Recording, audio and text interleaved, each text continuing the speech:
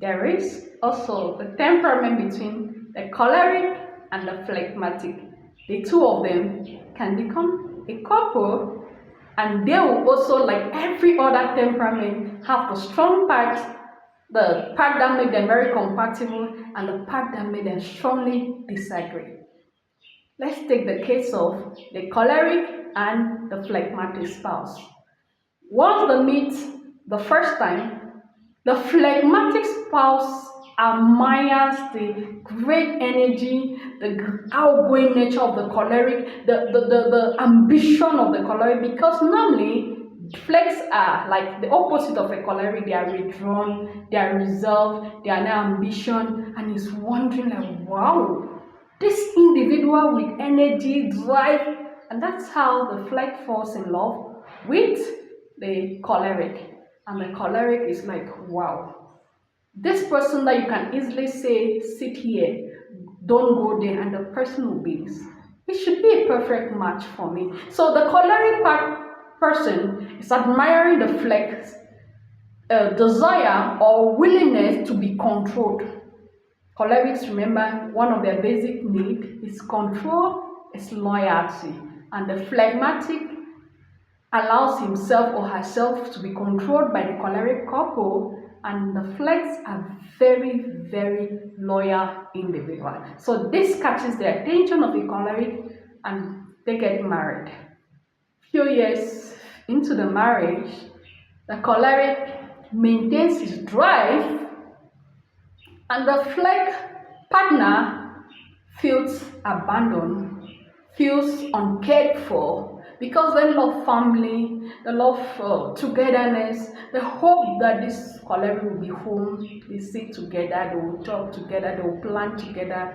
The choleric is nowhere to be found, is pursuing dreams to dreams, dreams to dreams.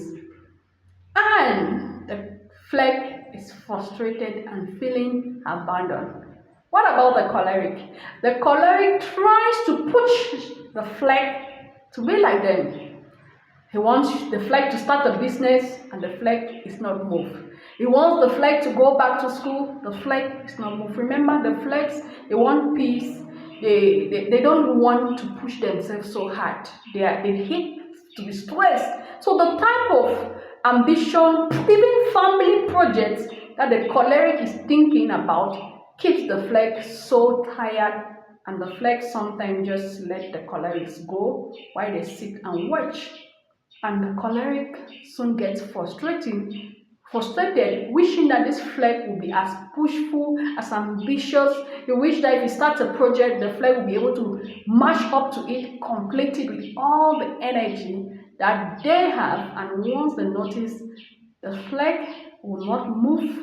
If you like, you talk from January to December. They usually say the phlegmatic, they have an iron wheel of stone, or quiet wheel of iron. Yes, that is how it's put. They will not argue with the choleric partner, will be talking all day and trying to push them, but they have made up their mind.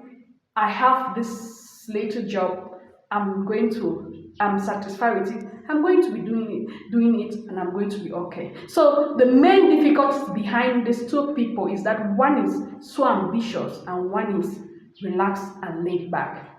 And what I'll mostly tell most cholerics who will be marrying a phleg because they can work with that person, if the choleric is the woman and she decides to marry the phleg, please make sure the phlegmatic has a full-time job.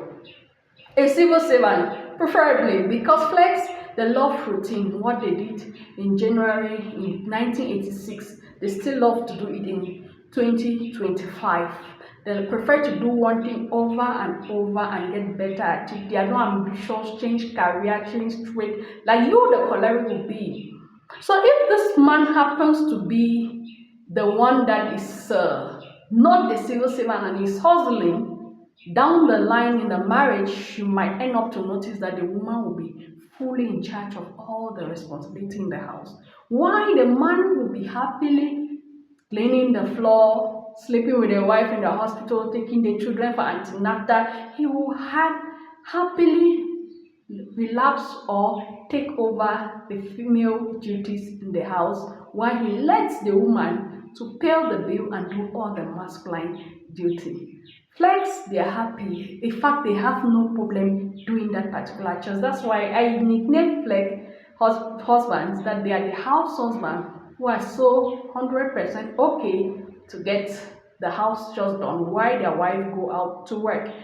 However, if they happen to be a civil servant, they are going to have a routine income which they will quietly contribute in the home, and that will make them better spouse.